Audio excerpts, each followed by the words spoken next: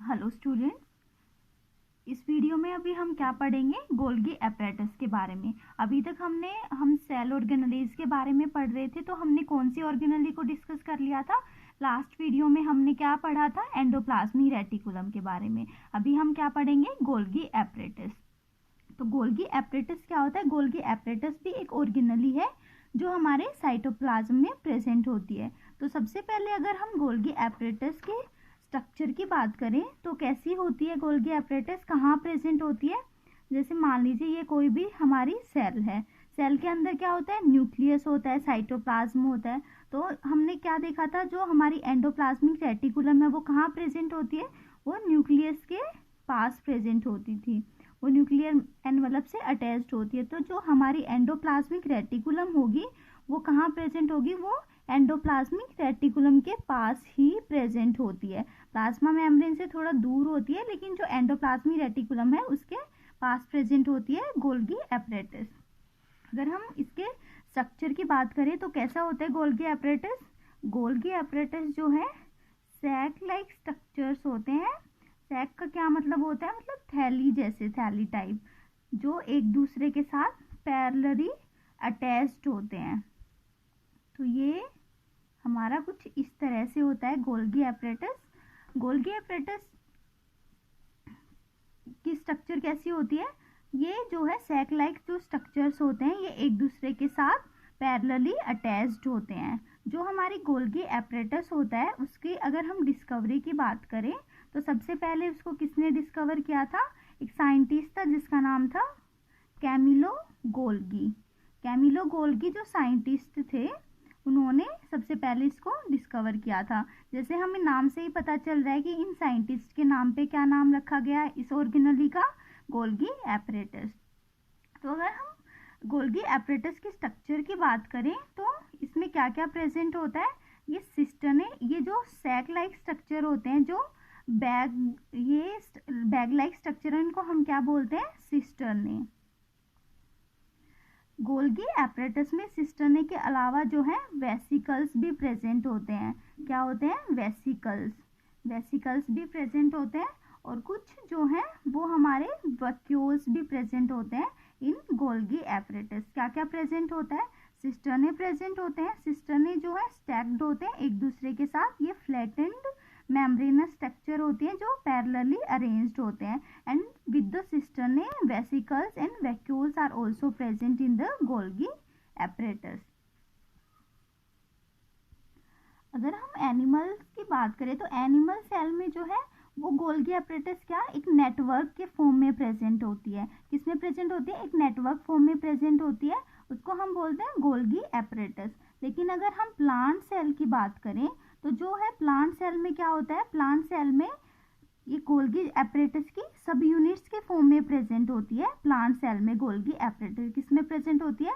कुछ जैसे मान लीजिए प्लांट सेल होगी तो उसमें नेटवर्क फॉर्म में प्रेजेंट नहीं होती, गोल्गी बॉडी जो है वो सब यूनिट्स के फॉर्म में प्रेजेंट होती है। उनको हम क्या बोलते हैं? डिक्टियोसोम्स। प्लांट्स में हम क्या बोलेंगे? डिक्टियोसोम्स। डिक्टियोसोम्स क्या होते हैं?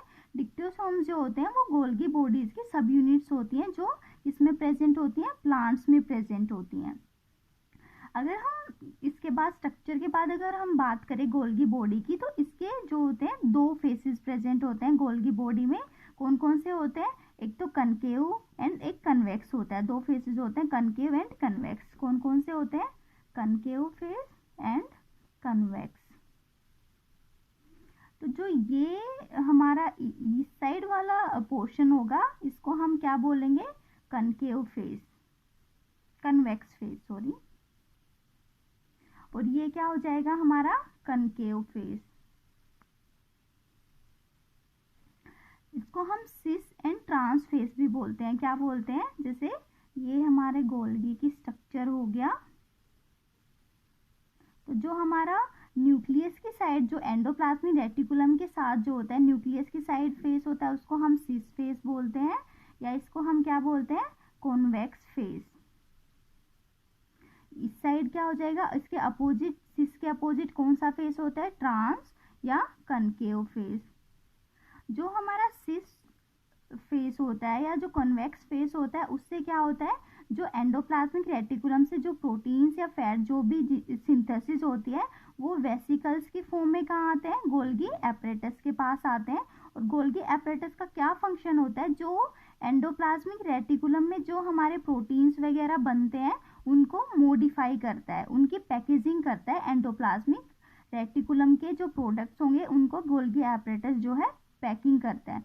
मान लीजिए अगर हम एग्जांपल लेके देखें, जैसे हम चिप्स वगैरह खाते हैं तो सबसे पहले चिप्स बनती हैं, उसके बाद उनकी पैकिंग होती है। तो इसी तरह से जो प्रोडक्ट्स हमारी एंडोप्लाज्मिक रेटिकुलम बनाती है वो उनका मॉडिफिकेशन या उनकी जो पैकेजिंग होती है वो कहाँ होगी, गोल्गी एपरेटस में होगी।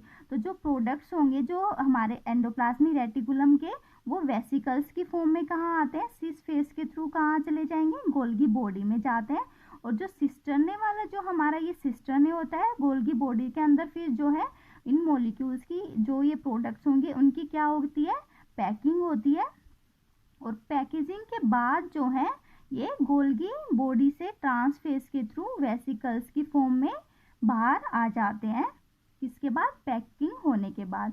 और जो आफ्टर पैकेजिंग दीज मॉलिक्यूल्स ये वेसिकल्स की फॉर्म में होते हैं, तो ये ट्रांसपोर्ट हो जाते हैं पूरी सेल में जहाँ जहाँ इनकी रिक्वायरमेंट होती है, या सेल के बाहर। तो कहाँ ट्रांसपोर्ट हो जाते हैं, जहाँ रिक्वायरमेंट होगी वहाँ ये वेसिकल्स की फॉर्म में ट्रांसपोर्ट कर दिए जाते हैं। तो गोल्गी बॉडी का क्या फंक्शन होता है, ये क्या करती है, मॉडिफाई करती है और पैक करती है मटेरियल्स को जो एंडोप्लाज्मिक रेटिकुलम में बनते हैं।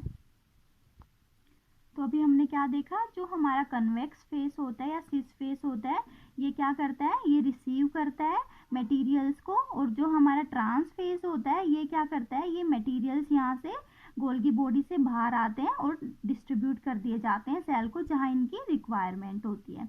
तो अगर हम गोल्गी एपरेटस के बारे में पढ़े तो सबसे पहले डिस्कवरी देखे तो किसने डिस्कवर किया था, गोल्गी कैमिलो गोल्गी साइंटिस्ट थे, उन्होंने गोल्गी एपरेटस को डिस्कवर किया था। इसमें अगर स्ट्रक्चर की बात करें तो इसमें क्या क्या प्रेजेंट होते हैं, सिस्टर्ने प्रेजेंट होते हैं, वेसिकल्स प्रेजेंट होते हैं, वैक्यूल्स भी प्रेजेंट होते हैं। तो अगर हम सिस्टर्ने की बात करें तो सिस्टर्ने क्या होते हैं, these are flattened membranous sacs which are arranged parallel to each other in stacks. Stacks का मतलब ये एक दूसरे के साथ अटैच्ड होते हैं, इंटरकनेक्टेड होते हैं, एक दूसरे के साथ आपस में लगे होते हैं।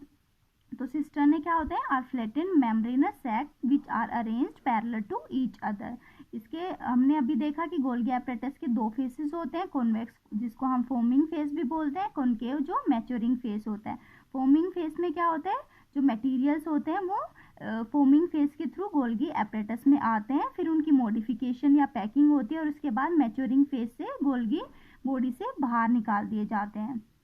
अब अगर हम गोल्गी एपरेटस के फंक्शंस की बात करें तो क्या क्या फंक्शन परफॉर्म करती है Golgi body, material synthesized near endoplasmic reticulum are packed and dispatched to various target inside the cell through Golgi apparatus. अभी हमने बात की थी कि जो गोल्गी बॉडी होती है वो किसके नियर प्रेजेंट होती है, एंडोप्लाज्मिक रेटिकुलम के पास प्रेजेंट होती है। तो जो भी मटेरियल्स एंडोप्लाज्मिक रेटिकुलम में सिंथेसाइज होंगे, जो बनेंगे, वो जो है एंडोप्लाज्मिक रेटिकुलम कहाँ ट्रांसफर कर देती है, गोल्गी बॉडी में। और वो मटेरियल्स गोल्गी बॉडी में जाके पैक होते हैं और डिस्पैच्ड मतलब वहाँ से डिस्ट्रीब्यूट किए जाते हैं टू वेरियस टारगेट, जहाँ रिक्वायरमेंट होगी वहाँ उनका डिस्ट्रीब्यूशन होता है गोल्गी एपरेटस के थ्रू। अगर हम सेकंड फंक्शन की बात करें तो जो गोल्गी बॉडी है हमारी वो किस में हेल्प करती है, वो स्टोरेज में, मॉडिफिकेशन और पैकेजिंग ऑफ प्रोडक्ट्स को स्टोर करती है, उनको मॉडिफाई करती है और उनकी पैकिंग करती है। तो अगर हम थर्ड फंक्शन की बात करें तो और क्या क्या फंक्शन परफॉर्म करती है Golgi body, helps in manufacture of complex sugar from the simple sugar. जो सिंपल शुगर्स होती है उनको क्या कॉम्प्लेक्स शुगर में कन्वर्ट कर देती है गोल्गी बॉडी। और अगर हम और फंक्शंस की बात करें तो गोल्गी बॉडी का और क्या फंक्शन जाता है, helps in formation of lysosomes. जो लाइसोसोम्स हमारी ऑर्गेनली होती है उसकी फॉर्मेशन में भी गोल्गी बॉडी जो है हेल्प करती हैं। So students, this was about Golgi apparatus. Let's quickly summarize all this. Golgi apparatus discovery किसने की थी, कैमिलो गोल्गी साइंटिस्ट से उन्होंने इसको डिस्कवर किया था। इसकी स्ट्रक्चर की बात करें तो इसमें क्या क्या प्रेजेंट होते हैं, सिस्टर्ने प्रेजेंट होते हैं, वैक्यूल्स भी प्रेजेंट होते हैं एंड वेसिकल्स भी प्रेजेंट होते हैं। तो सिस्टर्ने क्या थे, cisternae are flattened membranous sacs which are arranged parallel to each other in the stacks. Cisternae जो गोल्गी बॉडी है उसके दो फेसेस होते हैं, कन्वेक्स फॉर्म जिसको हम फॉर्मिंग फेज भी बोलते हैं एंड कनकेव मैच्योरिंग फेज।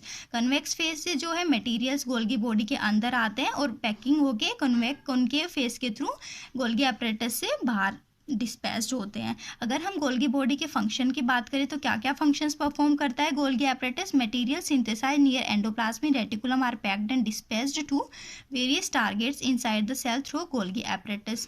जो एंडोप्लाज्मिक रेटिकुलम में जो मटेरियल सिंथेसाइज होंगे वो एंडोप्लाज्मिक रेटिकुलम से गोल्गी बॉडी में ट्रांसफ़र किए जाते हैं, वहाँ उनकी पैकिंग होती है और वहाँ से वेरियस टारगेट्स को पहुँचाए जाते हैं जहाँ उनकी रिक्वायरमेंट होती है। ये हेल्प करती है storage, modification and packaging of products में, और जो सिंपल शुगर्स होते हैं उनसे जो है कॉम्प्लेक्स शुगर बनाती है Golgi body. And the last function is helps in the formation of lysosomes. जो लाइसोसोम्स होते हैं उनकी फॉर्मेशन में गोल्गी बॉडी हेल्प करती है।